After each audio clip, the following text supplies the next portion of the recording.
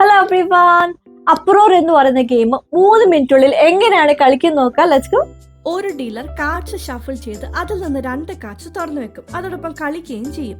ഏത് 2 കാർഡ്സ് എടുത്താലും അതിനകത്ത് ഒരേ നിറത്തിൽ നൽകിയിരിക്കുന്ന ഒരു മാച്ചിങ് വേർഡ് ഉണ്ടായിരിക്കും. ആ വാക്കിന്റെ ശബ്ദം ആദ്യം ഉണ്ടാക്കുന്ന പ്ലെയറിന് ആ 2 കാർഡ്സ് നേടും. ഉദാഹരണത്തിന് മാച്ചിങ് വേർഡ് ആനയാണെങ്കിൽ ആനയുടെ ശബ്ദം ഉണ്ടാക്കി 2 കാർഡ്സ് വഴി 2 പോയിന്റ്സ് നേടാനായിട്ട് ശ്രമിക്കും. തുടർന്ന് മറ്റൊരു പ്ലെയറിന് ഡീലറായിട്ട് തിരഞ്ഞെടുക്കുക. എന്നിട്ട് ഇതേ രീതിയിൽ തന്നെ കളി തുടരുക. ആകെയുള്ള എക്സെപ്ഷൻ എന്നത് 2 അപ്രോർ കാർഡ്സ് ആണെങ്കിൽ വേഗത്തിൽ അപ്രോർ എന്ന് വിളിക്കുക. അപ്പോൾ ആ പ്ലെയറിന് 2 പോയിന്റിന് പകരം 4 പോയിന്റ് ആയിരിക്കും ലഭിക്കുക.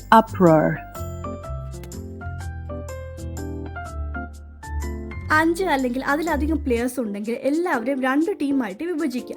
കളിയുടെ രീതി മുമ്പത്തെ പോലെ തന്നെ തുടരും. പക്ഷെ ഇവിടെ ഓരോ റൗണ്ടിനകത്ത് ഓരോ ടീമിൽ നിന്ന് ഒരാളായിരിക്കും കളിക്കുക. മാച്ചിങ് വേർഡിന്റെ ശബ്ദം ഉണ്ടാക്കുന്ന ആദ്യ പ്ലെയർ ആയിരിക്കും അവരുടെ ടീമിന് വേണ്ടി കാച്ച് നേടുക.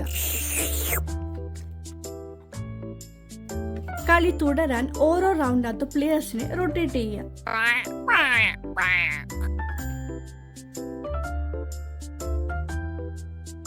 2 പ്ലെയേഴ്സ് ഒരുമിച്ച് ശബ്ദം ഉണ്ടാക്കിയാൽ കാർഡ്സ് ഷഫിൾ ചെയ്ത് ഡ്രോ പൈലിൽ കൂട്ടിച്ചേർക്കുക.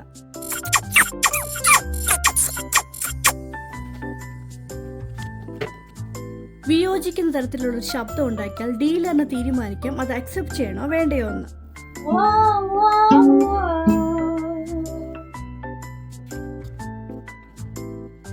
ശബ്ദത്തിന് പകരം ആ മാച്ചിങ് വേർഡിന് യോജിക്കുന്ന വാക്കുകൾ വേണമെങ്കിൽ ഉപയോഗിക്കാം.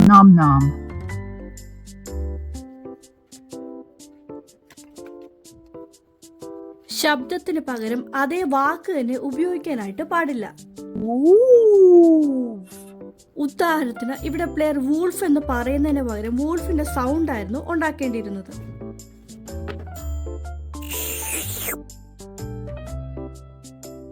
കളിച്ച് അവസാനം ടൈ ഉണ്ടെങ്കിൽ ഡീലർ 2 കാർഡ്സ് റാൻഡം ആയിട്ട് എടുക്കും. എന്നിട്ട് ആദ്യം ശബ്ദം ഉണ്ടാക്കുന്ന പ്ലെയർ ആയിരിക്കും ആ കാർഡ്സ് നേടുക.